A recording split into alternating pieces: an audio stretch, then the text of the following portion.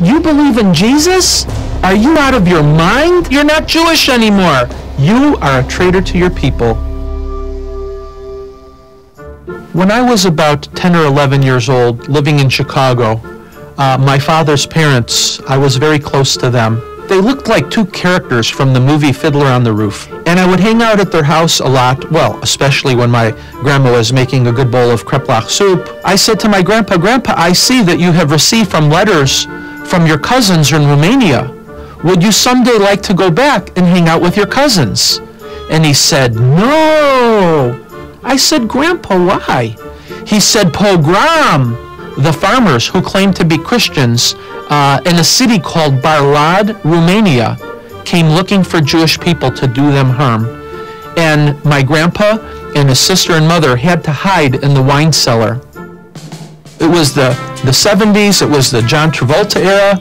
I was invited to go on the spring trip for the University of Illinois baseball team.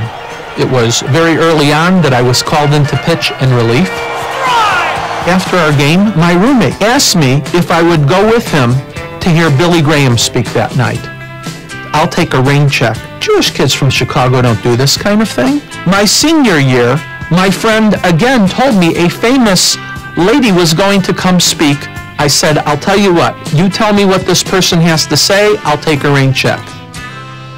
He said a lady named Corrie ten Boom and her family were hiding Jewish people in the walls of their home. They actually got caught by the Nazis. And her whole family died, not only because of their Christian faith, but because of their love for Israel and the Jewish people. Something inside of me said, whatever the real deal is, this must be it. And so when I was getting ready to pitch in my last game against the University of Michigan State, my friend Neil, after going for a run in the morning, comes into our apartment and blows my mind. Neil was Jewish. He said, "Siegs, I need to tell you something.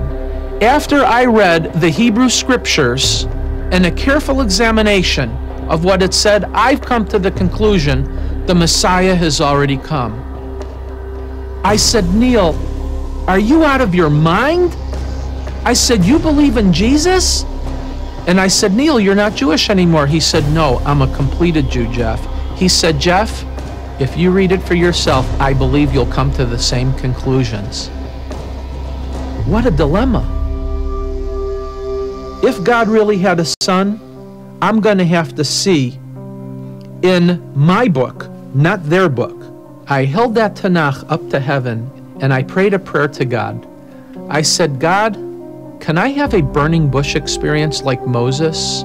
One of the things that happened was I came to the book of Jeremiah, chapter 31, verse 31 through 34. "Behold, the days come, says the Lord, when I will enact a new covenant with the house of Israel and the house of Judah." And I'm thinking, oh my gosh, this new covenant, this new agreement is for Jewish people. There's something to what my friend Neil said. New covenant, New Testament. My mind was blown. I just fell on my knees in front of my bed as I was reading these verses, and I just prayed a simple prayer. I said, "Dear God, please enter my heart and please forgive me for the sins of my life." I said, "Lord, I'm new at this. I don't know exactly how to do this." But I said, I've longed for that personal relationship, and I realize that Yeshua HaMashiach is my burning bush experience. I said, "Dad, after a careful examination of the Hebrew scriptures, I've come to the conclusion that the promised Jewish Messiah has already been here." He said, "Son, you are a traitor to your people. You are no longer my son. What you have done in my eyes is worse than Adolf Hitler." Now this went on for 26 years until a day came when my younger brother decided to go to church and he gave his life to Yeshua. He said, "Could you do me a favor? Could you tell Dad the decision I made?" Now, in a 26-year time frame, my dad and I began to have a better relationship.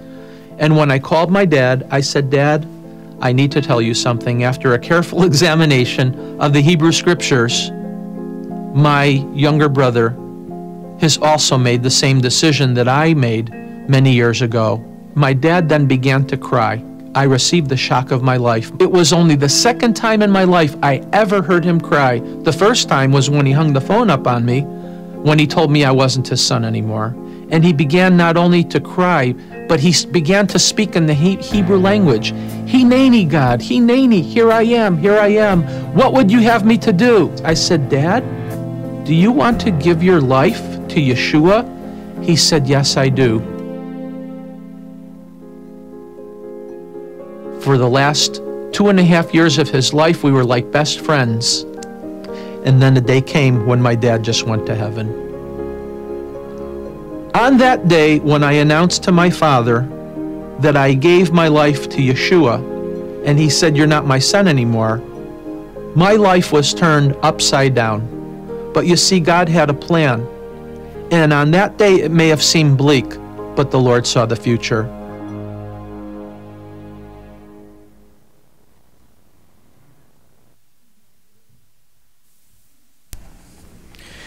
Good morning. Again, like we've been talked about through all of these different testimonies, God's working through his gospel message, isn't he? And we see lives changed through the gospel of Jesus. Well, yesterday I had an interesting experience. If you know about Roseburg, you know a lot about the men of this church. You know that we are fishermen here. And Walt didn't know because I don't think I told him, because I wanted to, before I went fishing with any of the guys here, you need to know, it's been a while since I've gone fishing, so I wanted to make sure how I was doing before I went out with anybody and embarrassed myself. So I went out yesterday morning to Amateur Park because it's free fishing day yesterday, and I went out with my pole and my bait, and first couple of casts were clearly an embarrassment. First one literally went up and over and went plop right like 5 feet in front of me. I've got a 9-foot pole and the line went 5 feet. That ain't good. It got better, but got a couple bites yesterday, but other than that, got nothing. Sometimes you're not going to get anything. That's how it works. Interestingly enough, that's a lot how the Christian life works as well. Sometimes you're going to get people, sometimes you're not. We've been talking about the Gospel of Luke and going through Jesus teaching people about his kingdom, about the gospel, about what the Christian life looks like, about what living a life pleasing to God, what it actually looks like. Unfortunately, sometimes there are some roadblocks that get in the way. I'm just going to warn you now, by the end of this, some of you might be a little shocked and shook up. But that's a good thing. We move on in this story today and we see that Jesus is teaching once again. Now we need to remember that Jesus' last lesson concluded, and now Jesus is actually moving on. So we're moving on in the setting of the story, and now we see a new teaching is taking place here in this next passage. Yet a lot of the same ideas play out. We've seen some of these same ideas come out before. Jesus is still teaching what is really the same group of people, and so we see some similar ideas come out from this teaching today. We start today in Luke chapter 13, starting in verse 10. As he was teaching in one of the synagogues on the Sabbath, a woman was there who had been disabled by a spirit for over 18 years. She was bent over and could not straighten up at all. When Jesus saw her, he called out to her, "Woman, you are free of your disability." Then he laid his hands on her, and instantly she was restored and began to glorify God. But the leader of the synagogue, indignant because Jesus had healed on the Sabbath, responded by telling the crowd, "There are 6 days when work should be done. Therefore, come on those days and be healed, and not on the Sabbath day." But the Lord answered him and said, "Hypocrites! Doesn't each one of you untie his ox or donkey from the feeding trough on the Sabbath and lead it to water? Satan has bound this woman, a daughter of Abraham, for 18 years. Shouldn't she be untied from this bondage on the Sabbath day?" When he had said all these things, he All his adversaries were humiliated, but the whole crowd was rejoicing over all the glorious things he was doing. So we see once again Jesus is teaching in a synagogue. Now, a synagogue was